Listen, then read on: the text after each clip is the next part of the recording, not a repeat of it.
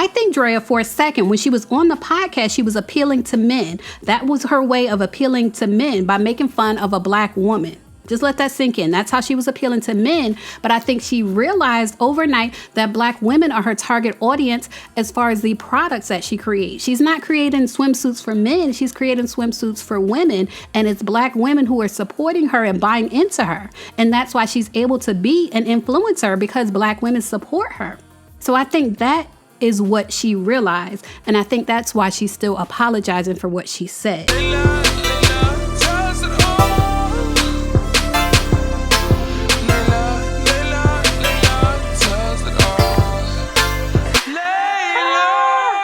What's up, you guys? So last night, a clip of Draya Michele, formerly of Basketball Wives, went viral for all the wrong reasons, and now Draya is in danger of losing her job with Savage Fenty.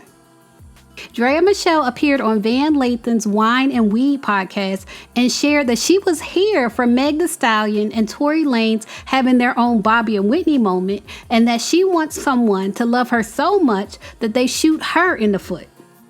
Considering that Draya Michele is a brand ambassador for Savage Fenty and Rihanna was the victim of a DV situation with Chris Brown, this wasn't very smart for Draya to say. Check it out. I predict... I'll take it.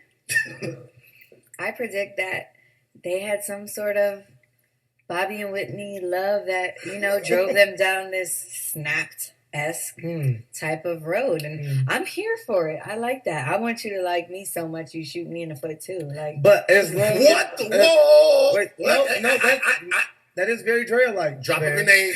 What? You want what?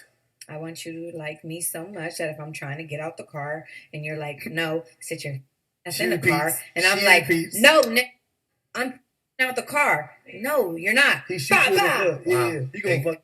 No, I'm not going nowhere. In this moment, how you gonna... Draya just went viral. Yeah. And she looking like, okay. This is just a clip of the podcast. You can find the full video below this one. But I just want to break down what we just saw in terms of body language and her actual language. Draya is guest hosting on this podcast as the only female host with 2 male hosts. And she has her legs folded up under her like she's a child. And it's really unusual to see a 35-year-old woman sit in this type of position in public because it is very childlike.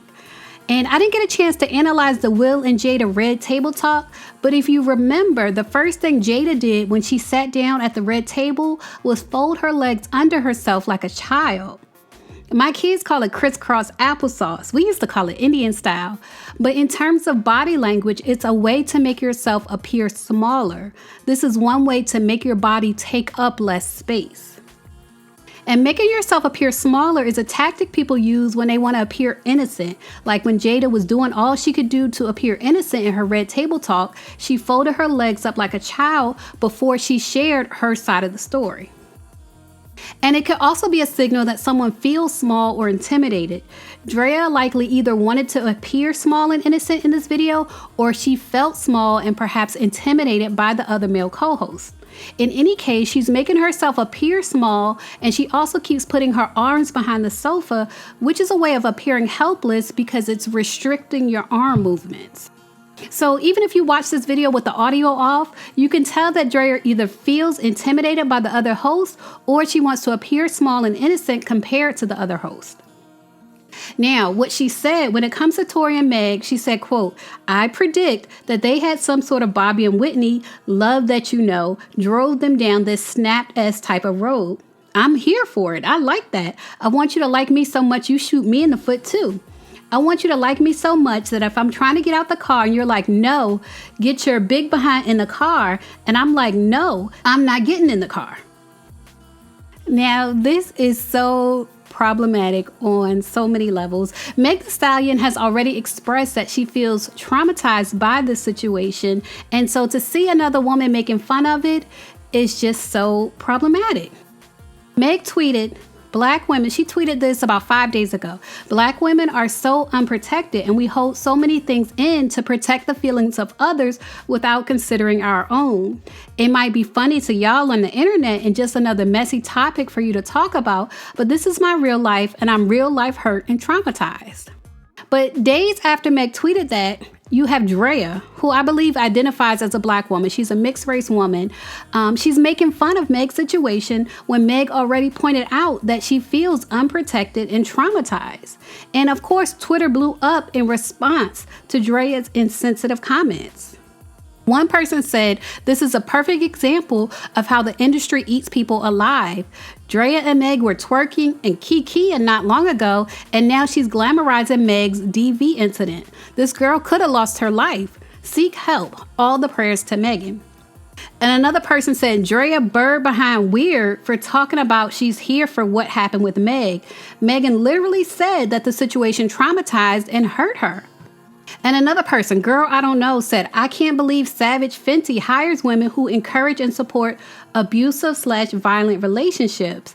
And Savage Fenty responded. They actually responded to that tweet. And they said, "We've been made aware of this. Thank you." And that response has people speculating that Draya is about to lose her job because Rihanna doesn't play when it comes to glorifying DV. Meg Thee Stallion also responded to Draya's foolishness on Twitter. She said, "Dumb B, that mess ain't funny. Who jokes about getting shot by a dude?" And Meg also addressed the adult males, not men, but adult males who have been making jokes about her getting shot. Retired rapper Cameron recently reposted a meme suggesting that Meg Thee Stallion is a man. The meme said, "Tory Lanez saw that D and started shooting. I don't care what no one say." And then Cameron put in the caption, "Hey yo, the net wins again." In my opinion, this is so passive aggressive for him to retweet this instead of just saying what he had to say. Anyway, 50 Cent also implied that Meg Thee Stallion is a man when he posted this Boys in the Hood meme. In the caption, he said, "Run, Ricky, run. WTF is really going on." And you see they have Megan's head on Ricky's body, implying that she is a man. And seeing some Black adult males make fun of Meg Thee Stallion getting shot just reminds me that some people never mature. They just age. And it's clear that Megan was right when she said that Black women are not protected, just like Malcolm X was right when he said it decades ago. Some Black adult males masculinize Black women, especially darker-skinned Black women. The reason I'm talking about Black men in particular is because they're Black and they're doing it to Black women. And by masculinizing Black women and attributing male features to them, they're justifying why they're not protecting Black women. It's almost like they're saying Black women don't need to be protected because they're masculine, which is just not true. It's not the truth. Meg Thee Stallion responded to the adult males that have been making jokes about her as well. She tweeted, "And F all the whole ninjas making jokes about it too. I'll talk about it when I get ready." And by whole ninjas, I'm sure she meant retired rappers 50 Cent and Cameron. Meanwhile, Draya Michele has apologized twice for her ignorant comments. She tweeted, "I truly don't glorify domestic violence. I was trying to say just love me deeply. But while trying to be funny, I offended many, including Meg, and I'm sorry." And recently, she posted on her Instagram stories, "I just want to take a minute to address victims of DV, things like that of any kind, and just overall humans. I was wrong to insinuate that there is room for violence in loving relationships or in any relationship for that matter. I was wrong to try to find humor or make light of the situation and understand that my joking nature was damaging and hurtful. It was poor judgment and I deeply regret it. This is a sincere apology from me to everyone. It is always my intention to uplift women and especially Black women through my platforms, my businesses, and my words." Now, in my opinion, I think all these apologies from Draya are an attempt not to lose her job with Savage Fenty and the other women-owned and operated brands that she works with. I think Draya, for a second, when she was on the podcast, she was appealing to men. That was her way of appealing to men by making fun of a Black woman. Just let that sink in. That's how she was appealing to men. But I think she realized overnight that Black women are her target audience as far as the products that she creates. She's not creating swimsuits for men. She's creating swimsuits for women. And it's Black women who are supporting her and buying into her. And that's why she's able to be an influencer, because Black women support her. So I think that is what she realized. And I think that's why she's still apologizing for what she said. That's my opinion. But you guys leave a comment and share your opinion. As always, thanks for watching.